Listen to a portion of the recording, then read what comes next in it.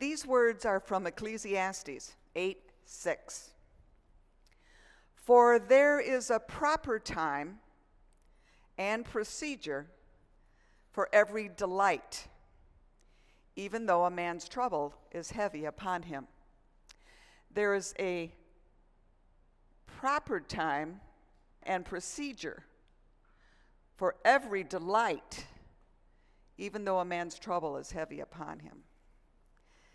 So a modern interpretation of this scripture might be talking about the fact that gratification, delight, comes in its own time, a proper time.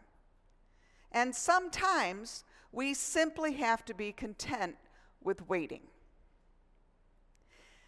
I think we're all familiar with the term delayed gratification or deferred gratification. Well, Wikipedia defines it as this: the ability to resist temptation of an immediate reward in favor of a more valuable reward later. But alas, we live in a microwave society, replete with fast food restaurants, Amazon Prime same-day delivery, and walk-in doctor visits. We have grown pretty accustomed to expecting to have our needs met immediately. But you know what? There remains one thing, however, one very important aspect of life that the world of science or business has not been able to accelerate. It still takes 9 months to have a baby. And it's in that season of expecting, waiting, anticipating, dreaming that begins today for the Christian faithful. Advent. Now, Advent is defined as the arrival of a notable person, thing, or event.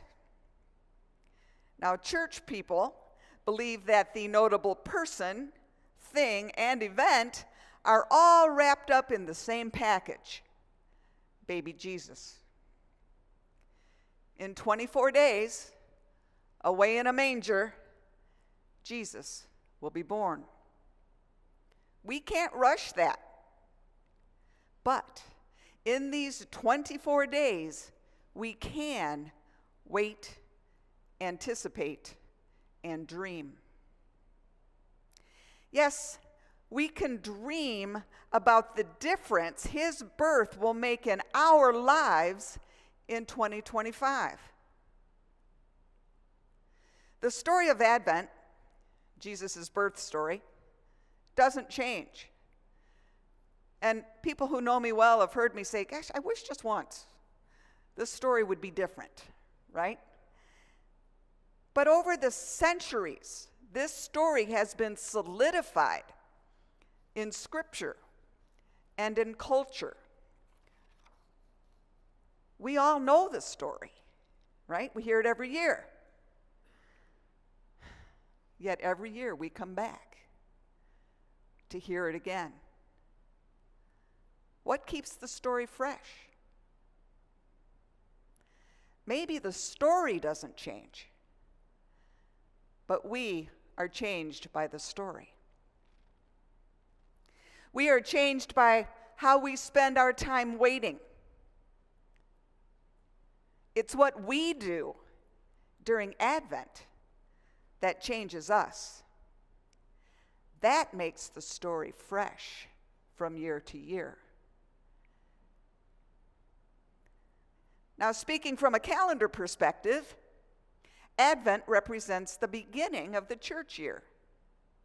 And just like New Year's, it gives us an opportunity to reflect and plan for a brighter year to come. So today after church, you are all invited to attend a town hall meeting. And as you know, we've talked a lot about it.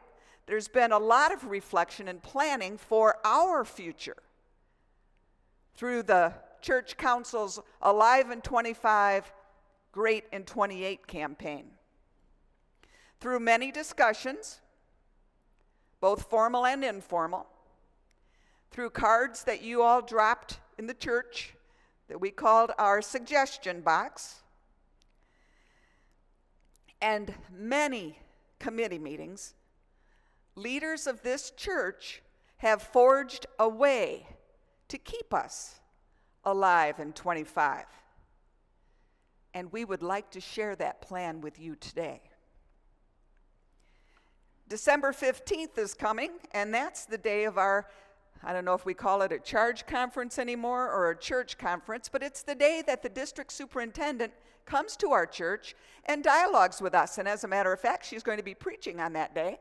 So put that in your calendar. Her name is Wendy Hardin Herman. And on that day, we are going to share with her the things that we're going to share with you after church today.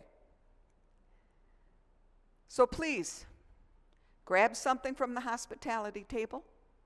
There's a lot out there. It looks wonderful.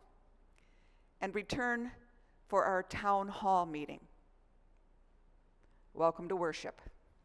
We are so glad you're here.